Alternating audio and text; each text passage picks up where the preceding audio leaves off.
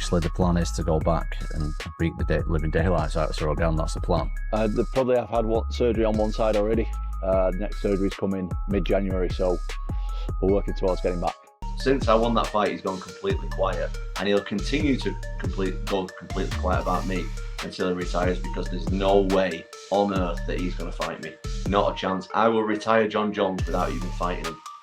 Dana White sending a bombshell message to Tom Aspinall, rumors swirling about contract situations, and the interim heavyweight champion finally breaking his silence after what feels like forever. Aspinall's serious eye surgery to his burning desire for revenge, the Twitter message that has the entire MMA world talking, and what this all means for the heavyweight division.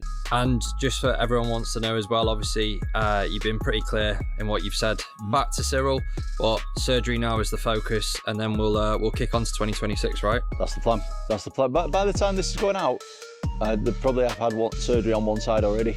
Next surgery's coming mid-January, so we're working towards getting back, and that's the plan. All right, so the undisputed UFC heavyweight champion Tom Aspinall has finally broken his silence after what felt like an eternity. Fans have been absolutely buzzing, just waiting for his return and watching the heavyweight division continue to move. But now Tom himself is making it clear. He's ready to return to the Octagon after undergoing some serious eye surgery.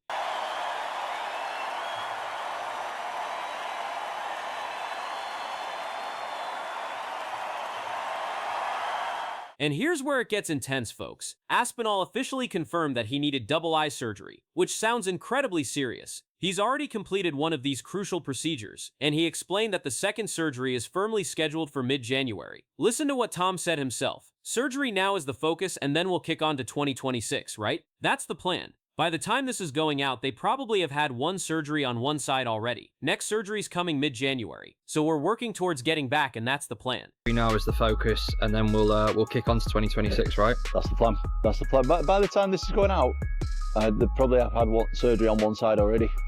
Next surgery's coming mid-January, so we're working towards getting back. But here's what really has everyone talking. You know what his main goal is? He's definitely looking to get his revenge on Ciryl Gane. That's right, Aspinall makes it absolutely clear that his ultimate goal once he's medically cleared is to return as quickly as humanly possible and completely dominate Ciryl Gane. He's not just looking for a win, he wants a statement. Now this is where things get really interesting. Tom Aspinall took to Twitter and sent a message that has the entire MMA community in a frenzy. While dealing with his recovery and facing criticism online, Tom made it clear where he stands. But here's what separates Tom from most fighters. Listen to his approach. I'm just thinking about my health at the minute, to be honest. I'm not even thinking about any of that stuff, because you've got to take one step at a time, don't you? Obviously, the plan is to go back and beat the living daylights out of Gane again. That's the plan. But right now, the short-term plan is to get back to where I should be. Get back in the gym. I'm just thinking about my health at the minute, to be honest. I'm not even thinking about any of that stuff, because you got to like take one step at a time, don't you? Yeah. You can't be doing that. Obviously, the plan is to go back and beat the living daylights out of Ciryl Gane. That's the plan. But right now, the short-term plan is to get.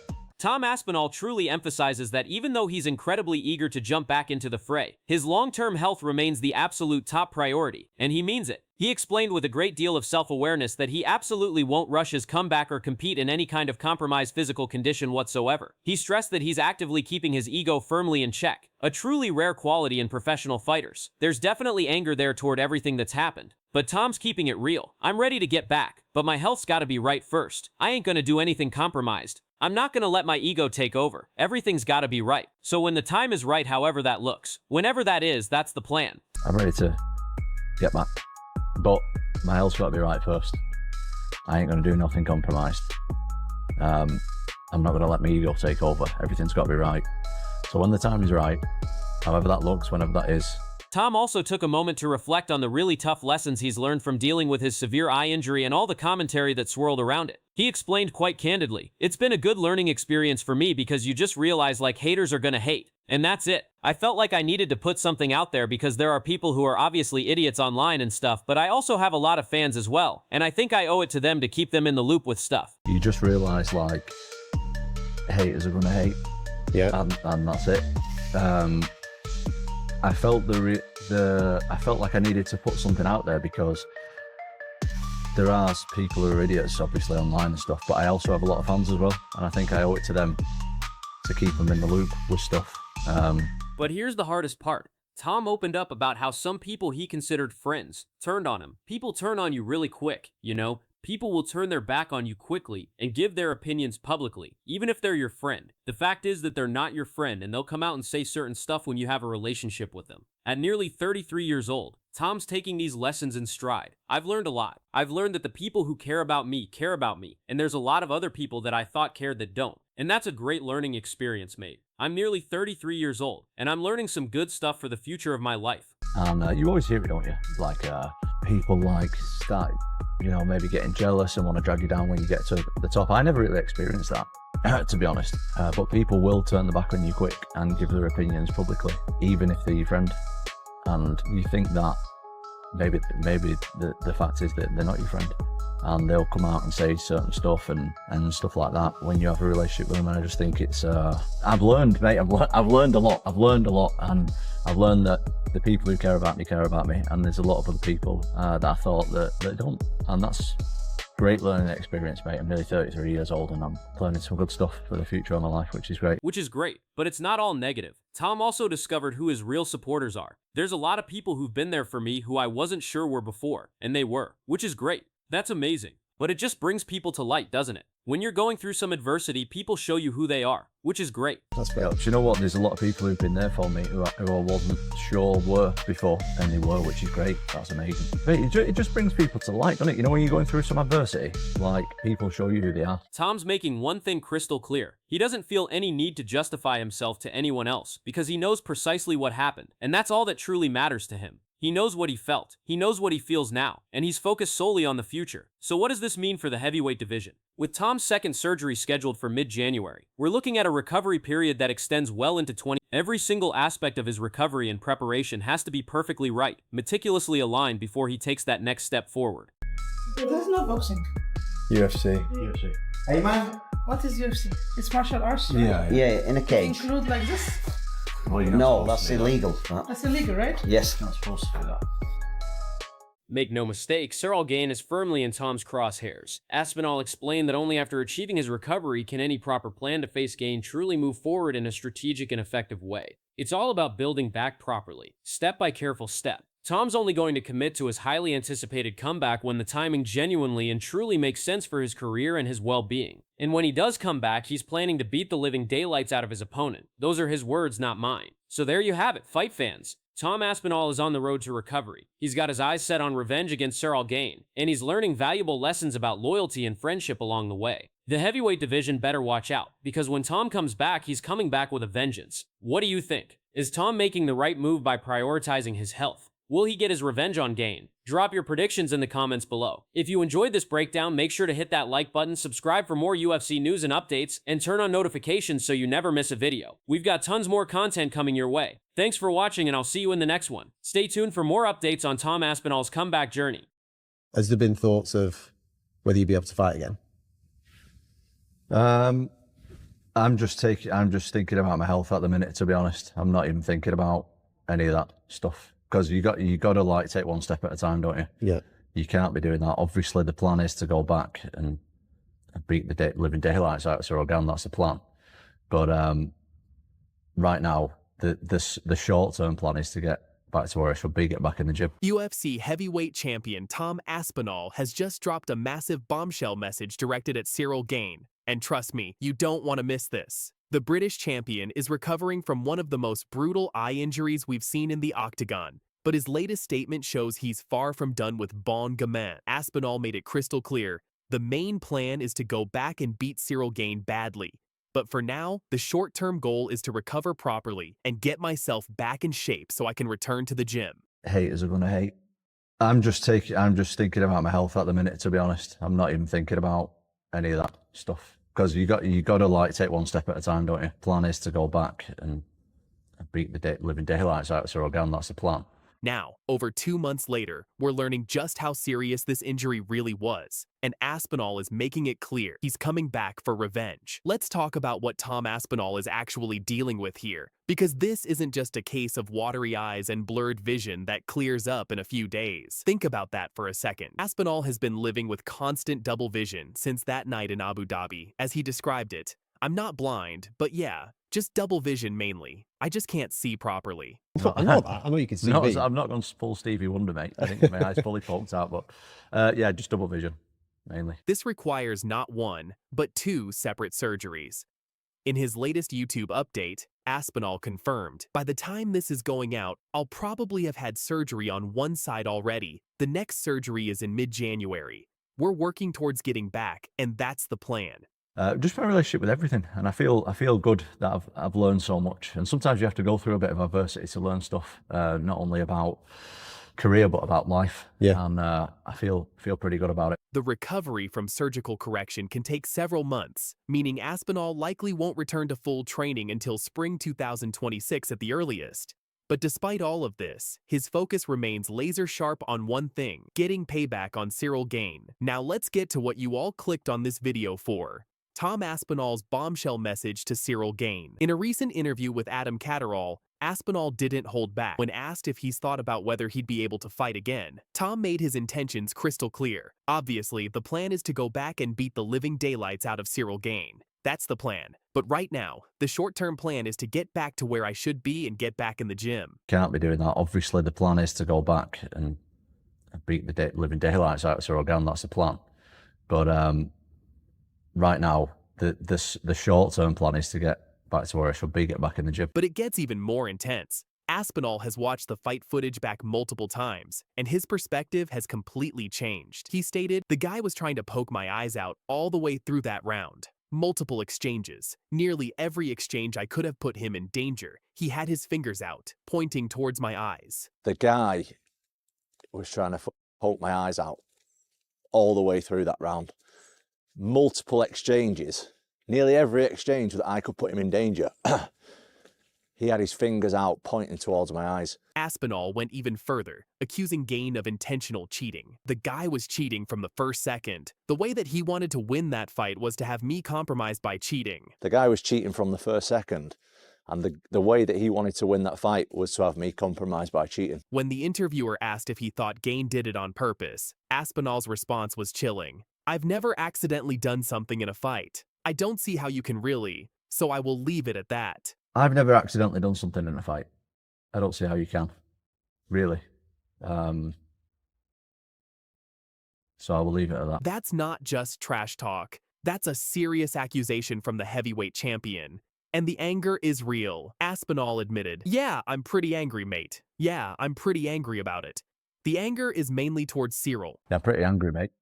Where is it towards? Is it Ciryl? Is it to the sport? Being without your vision, that's pretty scary. The plan is to go back and beat living daylights out of Ciryl Gane. That's the plan. Here's where things get really interesting. Instead of receiving sympathy and support, Tom Aspinall faced an absolute storm of criticism online, and even from some people he considered friends. Aspinall opened up about how this experience has changed his perspective. People turn on you really quick, you know. You always hear about it. People may start getting jealous and want to drag you down when you get to the top. Well, people turn on you really quick, you know. And you always hear it, don't you? Like people like start, you know, maybe getting jealous and want to drag you down when you get to the top. I never really experienced that, to be honest. But the most shocking revelation, some of his own friends turned on him publicly. Aspinall stated, "People will turn their backs on you quickly and give their opinions publicly, even if they're your friends. Maybe the fact is that they're not your friend. They'll come out and say certain stuff when you have a relationship with them." But people will turn their back on you quick and give their opinions publicly.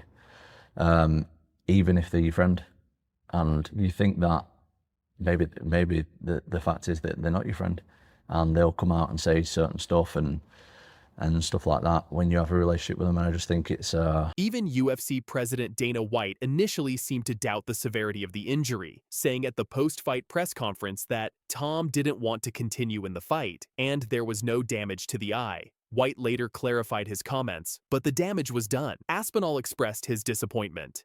"I was very disappointed. Yeah, very disappointed. It didn't help the cause." When asked directly if Gane had reached out to him, Aspinall's response was telling, "Not that I know of, not that I know of." When pressed on how that made him feel, Aspinall simply said, "I'm not bothered." Think about Dana White saying Tom didn't continue. Tom didn't want to continue in the fight, so. And then also, who gives it to eye pokes? Who gives a... Well, listen, I didn't continue. I'll tell you why I didn't continue. Because I'm not a dummy. Like, I'm not going to go out there and fight one of the best strikers in the world if I can't see. I know, as an MMA fighter, look, things are going to happen in the fight that compromise you. Go back and watch my fight with Arlovsky. The end of the first round, he punched me right in the eyeball. Final 20 seconds of the first round. Oh! Big right from Arlovsky. For the rest of that fight, I couldn't see him out that eye. That's fine. If you get punched or kicked in the eye, that's fine. But if you get double eye poked in both eyes and you've got no vision because of a foul, why should I carry on? So some dummy can look and say, oh yeah, Tom just got knocked out, because I ain't going to fight if I can't see anything because of a foul. Aspinall noted the significance of this. If you've caused harm in some way to someone, you would think that there would be, especially with it being a sport, there would be a reach out and say, listen, man, this is the way it was. Didn't mean it. Get well soon. I'll see you next year sometime. But that's not happened. If you've caused harm in some way to someone in some way, shape or form, you would think that there would be, especially with it being a sport, that there would be a reach out and say, listen, man, this is the way it was. Didn't mean it. Get well soon. I'll see you next year sometime. But that's not happened. Aspinall has been keeping the UFC updated every step of the way. He confirmed he's been in regular contact with Hunter Campbell, and the organization knows exactly what's going on with his recovery. He ranked this as the #1 mental challenge of his entire UFC journey, even more difficult than his knee reconstruction or the long layoffs he's experienced before. This is sitting right there at the #1 spot, he admitted. But Aspinall has tried to find the silver lining. He reflected, I've learned so much about myself and other people in the last 10 weeks. I've really learned a lot about life, health, relationships, and my relationship with fighting. Where's this one sitting? It's right up there, the #1 spot. I can imagine that this is the #1 because of the unknown. Do you know what though, mate? I've learned so much about myself and other people in the last, I think it's been 10 weeks now. I've learned so much about it, and I think I'm in a good spot now mentally, which I wasn't. I definitely wasn't. But I've really learned a lot about everything, about life, health, relationships. The injury has forced him to confront some hard truths, including discovering who his real friends are and who was just along for the ride during the good times. As difficult as that's been, Aspinall sees it as valuable. It's a great learning experience. I'm nearly 33 years old and I'm learning some good stuff for the future of my life. That don't, and that's great learning experience, mate. I'm nearly 33 years old and I'm learning some good stuff for the future of my life, which is great. One thing that's helped him cope, focusing on what he still has. Aspinall emphasized, I've got a lot of people that love me. I've got an amazing family. I've got a great training situation. I've got a nice house. Everything's amazing, mate. I'm not complaining about nothing. So what are you now, 36, 37? Yeah, man. So that's another thing, well, I was 36 when I won the title. My next fight, I'm going to be 37. Do you feel retirement is close, or is that nowhere near your mind right now? Oh, it's definitely obvious. I'm going to be 37 on my next fight. Like, you know what I mean? It's definitely, like, I always knew it was going to be close. I think people know, like, if people expecting me to have another 10 fights, I wish. That's just not the case.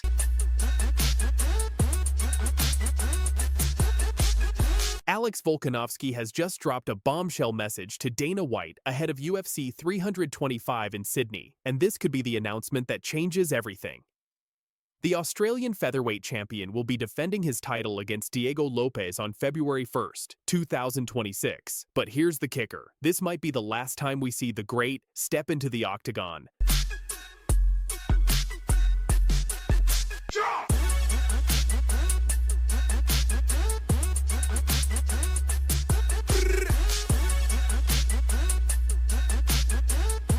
That's right. Volkanovski has confirmed he'll be fighting in his hometown of Sydney, Australia, and retirement talks are heating up like never before. His coach, Joe Lopez, has also sent a chilling warning to Diego Lopes, and Dana White himself has taken to Twitter to address this massive card. All right, let's start with the official announcement. Dana White confirmed on Thursday during the Kansas City Chiefs versus Dallas Cowboys NFL game halftime that UFC 325 will take place at Kudos Bank Arena in Sydney on January 31st, 2026. That's February 1st Australian time.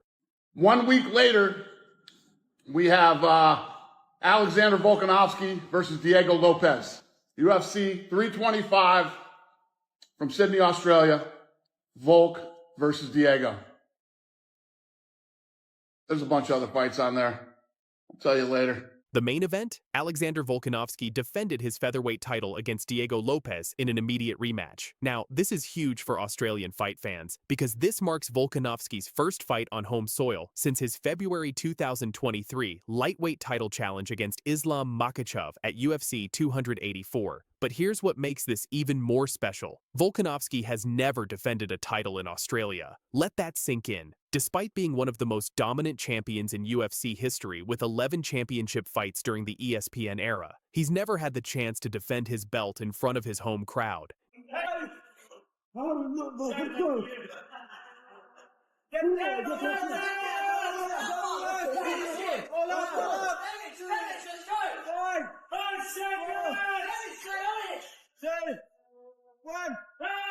Now here's where things get emotional, folks. During a recent interview, Volkanovski's longtime coach Joe Lopez dropped some major hints about retirement that have everyone talking. Lopez was asked directly about whether this could be Volkanovski's last fight, and his response was pretty telling. He said, and I quote, "I would have been happy if Alex's last fight was in Miami, you know, and he got it back. But at the end of the day, it's up to Alex to make that decision."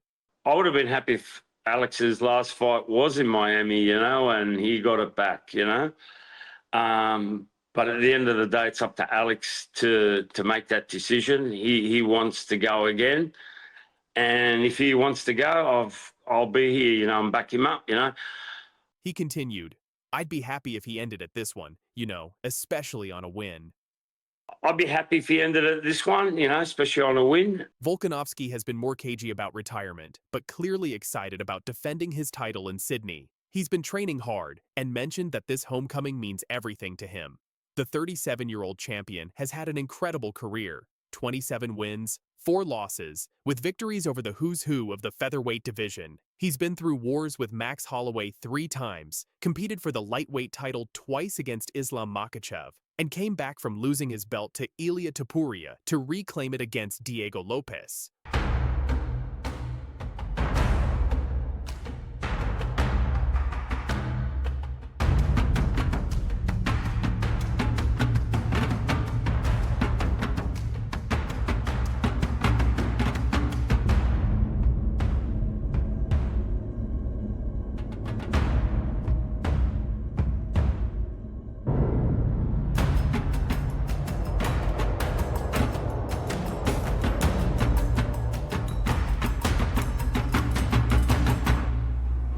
When Volkanovski fought Lopes at UFC 314 in Miami back in April, he won via unanimous decision in a fight that really wasn't that close. According to Joe Lopez, it was very one-sided, with Lopes only showing promise in the 4th round when Volkanovski was dealing with an eye injury. Both Volkanovski and his team had their sights set on other opponents, specifically Movsar Evloev and Lerone Murphy. These guys are undefeated contenders, who many believe are more deserving of a title shot. Murphy had been widely rumored as the next challenger, and Volkanovski himself called it a no-brainer. Counter left there by both.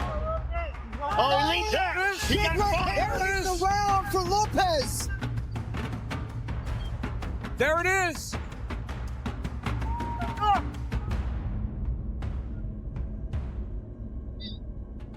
Volk doesn't look that hurt.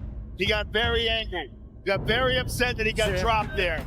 I still think he won that round. It's gonna be a little bit more. So what changed? After the Lopez-Lopes fight was announced, the timeline shifted. The fight was originally supposed to happen in December, but when Lopez scored a spectacular knockout victory over Gene Silva at UFC Noche in September, earning a $100,000 bonus, everything changed. There's speculation this has to do with the new Paramount deal and wanting a marketable fight to kick off 2026. Lopez mentioned there have been a lot of negotiations behind the scenes, and while he respects Diego as a dangerous fighter, he's being honest about the situation.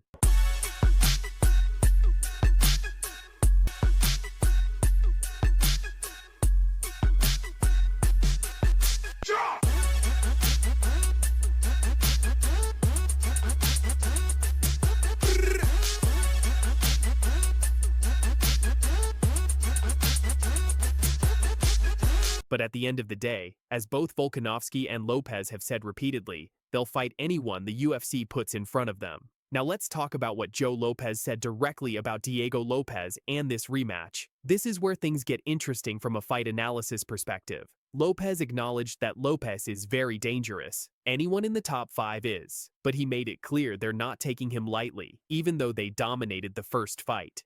He expects both sides to make adjustments, saying, he's going to change a few things, and we're going to change a few things.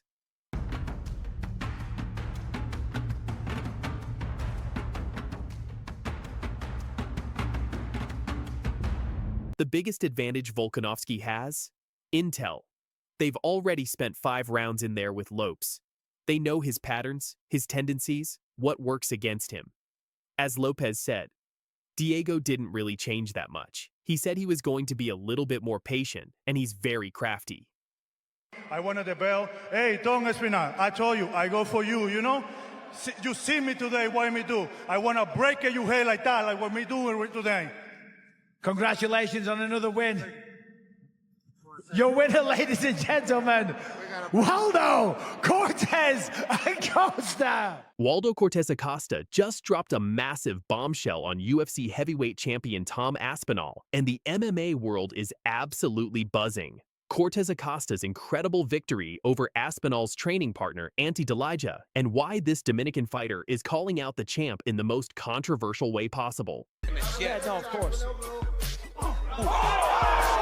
Cortez Acosta, big right hand. To understand why this call-out is so significant, we need to go back to UFC Vegas 110 on November 2nd. This was the night that changed everything for Waldo Salsa Boy Cortez Acosta. Cortez Acosta was facing Ante Delija, a Croatian heavyweight who happens to be Tom Aspinall's training partner. Now, here's where things get wild. During the first round, Delija landed a series of punches on Cortez Acosta that went unanswered, and the referee initially stopped the fight.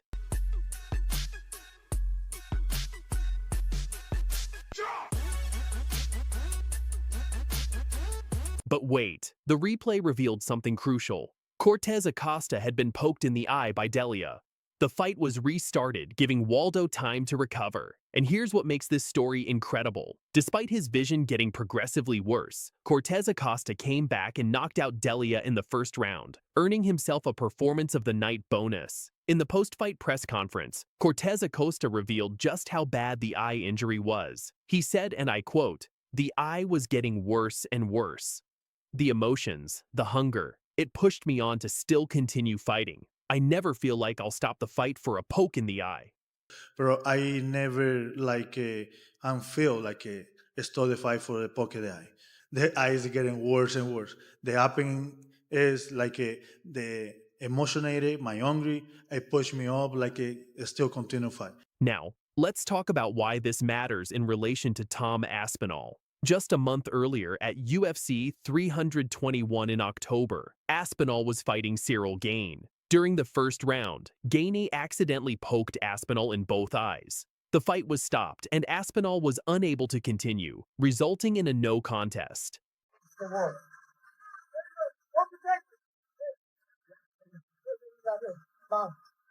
Looks like an eye poke there is gone. Have the fingers open.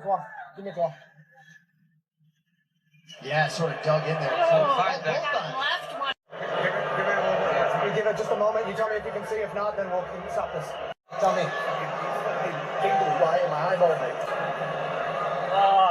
Hey, Tom. How are we? Right now. Can see you, mate. Okay. Jason knows how he's going to play this fight.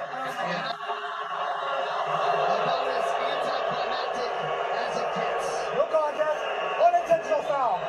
No contest. This decision immediately sparked massive debate in the MMA community. Some fans questioned whether Aspinall quit too easily. Others defended him, saying the injury was legitimate and continuing would have been dangerous. The controversy hasn't died down since, so picture this. Waldo Cortez Acosta just fought through an eye poke against Tom Aspinall's own training partner, continued despite losing vision, and knocked him out.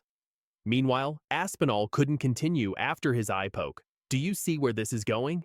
And we saw it with Neil Magny and Jake Matthews in Perth. Mark Ratner joins us. Mark, what is going on right now? It's an inadvertent eye poke. Immediately after defeating Delija, Cortez Acosta didn't waste a single second. He called out the heavyweight champion in the most direct way possible. essentially suggesting that Aspinall's eye poke was exaggerated while his own injury was real but manageable. But the story doesn't end there. Just 3 weeks later, Cortez Acosta pulled off one of the most insane feats in recent UFC history. He accepted a fight at UFC Qatar on just 3 days' notice, replacing Sergey Spivak against Shamil Gaziev. Let me paint this picture for you. Waldo took an 18-hour flight across the globe to Qatar. Okay, let's take a look. Oh. Yeah. Hey, yo! 12 pounds in a single day, weighed in at 265 pounds just moments after landing, and then stepped into the Octagon against a dangerous opponent. This is his 5th fight of 2025. And what happened? Cortez Acosta knocked out Gaziev in just 82 seconds of the first round. It was absolutely brutal, and it solidified Salsa Boy as one of the toughest fighters in the heavyweight division. Right? Here's the exchange up against the fence. Misses that left hook. Almost, it was a jab basically from Cortez Acosta. Had Gaziev all sorts of hurt. Looking for the ground and pound. Ultimately, Gaziev gets back up to his feet. And let's see here. Big straight right. Oh, right over the top. Not quite an overhand, but leans off to the left, gets his head off the center line, and crushes this straight right. Bang! Right on the jaw of Gaziev. Here's where it gets even more interesting. During the post-fight celebration, Cortez Acosta wore an eye patch over the same eye that had been injured weeks earlier. This wasn't just a medical necessity. It was a direct message to Tom Aspinall. Remember, John Jones had mocked Aspinall by adding an eye patch to his social media avatar after UFC 321. Waldo was clearly joining in on the trolling. Oh, you're in a monster vehicle. You got Big Sexy. You got Table Stevenson. Oh, man. Put me on the spot. I got Big A, dog. Ain't cool. We're going to get a minute. There it is. Platinum Mike Perry. Whoa. What's up, bro? Whoa, we got a horse. But I can't see you medium high. We got a goat. Greatest of all time. So why is Waldo Cortez Acosta so focused on Tom Aspinall? He actually gave 3 specific reasons in his interviews, and they're pretty compelling. First, and most obvious, Tom Aspinall is the UFC heavyweight champion. Cortez Acosta wants that belt, plain and simple. He earned his shot with an incredible 4-1 record in 2025 alone, including multiple knockout victories.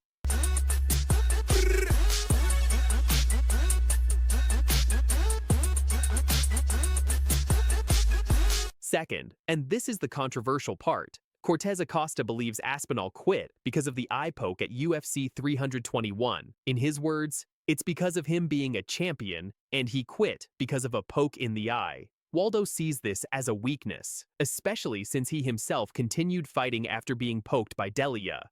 Third, Cortez Acosta knocked out Delia, who Aspinall speaks very highly of as one of his best training partners. Waldo's logic is simple. If he can knock out Aspinall's training partner in the first round, what would happen if they actually fought? He said it himself. I do him like knock him out in the first round. What would happen if me and Tom Aspinall fight? Were you just calling him out as you felt like you wanted to get that shot, or were you calling him out because you were able to continue from the eye poke? Yeah, it's like that. It's for the him to be a champion, and the him quick because the pocket the eye too, and the third too because the him is the training partner, and I do it with him like a knock him out in the first round. Why is it happening that me and Tom Aspinall fight? Because he say Tom Aspinall, this is the one that does the best training partner. He can have it. What happened? Tom Aspinall fighting with Waldo Cortez. During his UFC Qatar post-fight interview, Cortez Acosta looked directly at the camera and said, "Hey Tom Aspinall, I told you I'm going for you. You see what I do? I want to break your head like that. Like what me doing today?" I wanted the bell. Hey, Tom Aspinall, I told you, I go for you, you know? You see me today, what me do? I want to break your head like that, like what me doing today. Congratulations on another win. Your winner, ladies and gentlemen, Waldo Cortez Acosta. So where does this leave Waldo Cortez Acosta? Right now, he's not even ranked in the heavyweight top 15, which makes this call-out even bolder. But his recent performances, especially that UFC Qatar knockout on 3 days' notice, have absolutely put him on the map. And here's something wild. Cortez Acosta isn't done. He's calling for another fight in December, which would be his 6th fight of the year. At the post-fight interview, he said, I want to finish this year for one more fight. I want to fight next month, December 13th. This man is absolutely relentless. I want to finish it this year for one more fight. This is too quick. I want to fight next month if the guy can permit it, December 13th. Now, realistically, Tom Aspinall is expected to run back his fight with Ciryl Gane, likely in January 2025. That's the fight everyone wants to see finished properly without the eye poke controversy.